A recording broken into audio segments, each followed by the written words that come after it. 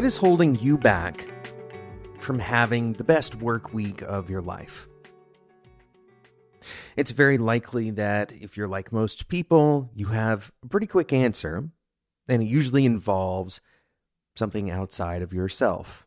If only that project was done, if only that person was different, or if only that person was gone.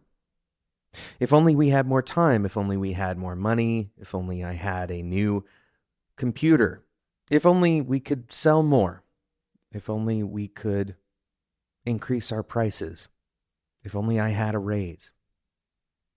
And the list goes on, and very rarely do our if-onlys turn into something that changes. This is often because we can imagine some kind of outcome that we care about, some kind of effect that we wish was true in the world, but we often have trouble imagining any specific route to get there. Additionally, that list of if-onlys is rarely vetted. And while it may be true that one of those if-onlys may improve your experience this week, it's not necessarily the case. I'm going to borrow an idea from a book that came from Basecamp a few years ago called It Doesn't Have to Be Crazy at Work. And we've talked about something similar recently, the idea that we're explicitly adopting a thinking style or a hat to wear, if you will.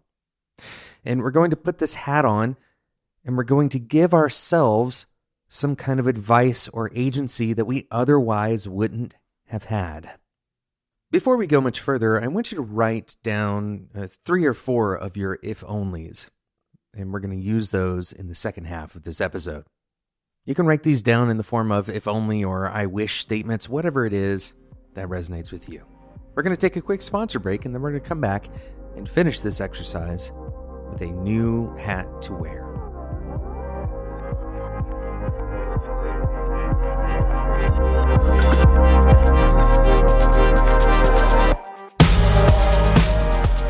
Today's episode is sponsored by Unblocked. When was the last time you had a question about your code base and you spent hours digging through Slack channels, PRs, Jira tickets, wikis, documentation, looking for answers? Or maybe the last time that you bounced out of the IDE to answer a colleague's question. Maintaining a shared understanding of your code base gets harder as an engineering team grows. And getting answers to questions also becomes more time-consuming when you're onboarding new team members or working on refactoring existing projects.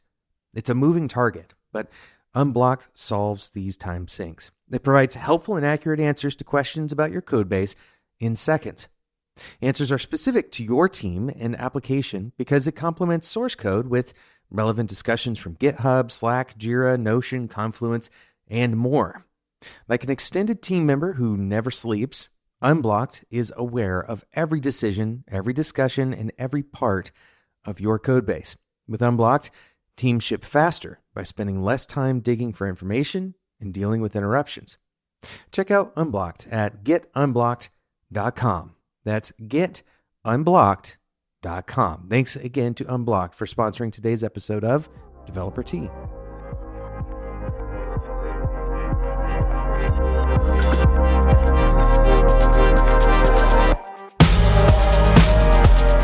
So you have your if-onlys or your I wish statements.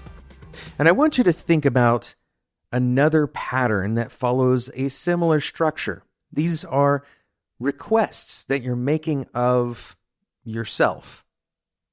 These are requests that maybe you would make of another person, but if you were to make them to something, it would be of your own life. You wish your life was different in some particular way. Now, the kind of hat I want you to pick up and wear is the hat of a product manager or a product owner, whatever your chosen vernacular is, for your life. And we're borrowing this from the book from Basecamp, specifically with relation to their recommendation of thinking about your company as a product. But I want you to think about your life or your schedule, whatever layer you want to kind of apply this to. your experience, I want you to think about that just for this exercise as a product.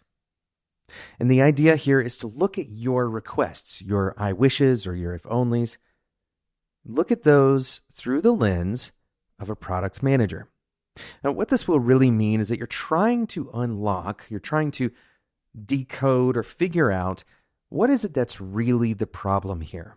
Why is it that you need a new computer, for example? What is it exactly about that particular thing that represents a problem to be solved? Making this very practical, what makes the user interface, so to speak, of your Monday morning so difficult? Is it that you have a recurring meeting that kind of feels like a kludgy interface to your life? Maybe you can move that recurring meeting. Now, the idea here of changing your perspective a little bit is to try to understand a little bit more about how to solve the core problems, but also from a position of agency. You're shepherding the experience itself. You're shepherding, your schedule as if you are owning the schedule. And this is a little bit of a shift in thinking rather than you being the user of the thing. In other words, you're kind of affected by or you're having to live with whatever your schedule has become. You now are the creator of the thing. This is the shift in mindset. And you can think about those two sides of yourself. You are both the user and the creator in this frame of mind. And so you can write down your I wishes or whatever your kind of retrospective understanding of your experience is. But then you can shift into that ownership mindset. And it will do two things. One, it will change the conversation that you have in your own brain away from, I wish this thing was this particular way, and then kind of dead ending at that, to what is the real problem that I can solve, or what are the many ways that I could solve that underlying problem so that whatever that I wish is goes away, either directly or indirectly. But it also changes your mindset by helping you clarify where you have agency and where you don't. Every good product manager understands that there is some realm of control, some sphere of influence that they have that they can actually impact versus things that are outside of their control.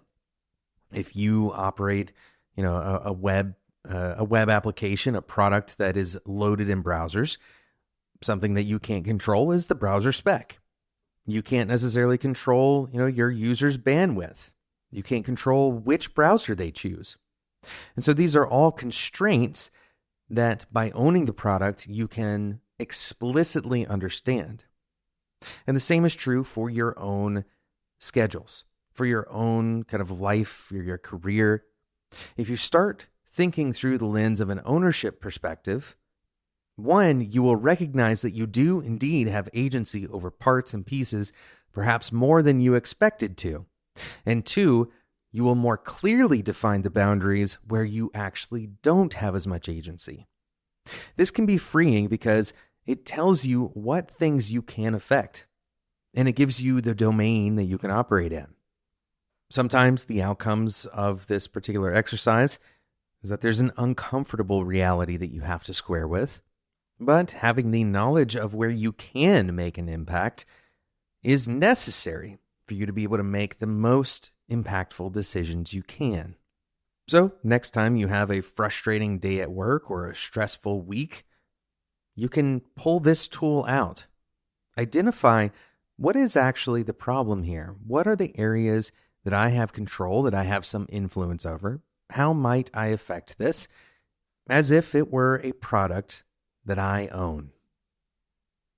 Thanks so much for listening to today's episode of Developer Tea. Hopefully this is a new lens, a new framing on an age-old problem of being dissatisfied in some aspect of your life or hoping that something changes, not really knowing what to do about it.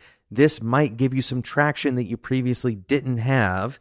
And I'd be curious, if you do go through with this exercise, what does it yield for you? I'd love to know. you can tell me in the the Developer Tea Discord community. Head over to developertea.com/discord to get started totally free. Actually, it is always free, not just getting started for free. That's developertea.com/discord. Thank you again to today's sponsor, Unblocked. If you would rather spend your time coding instead of digging for answers or dealing with questions from colleagues, give Unblocked a try. Unblocked provides helpful and accurate answers to questions about your code base, and you can get started with Unblocked at getunblocked.com.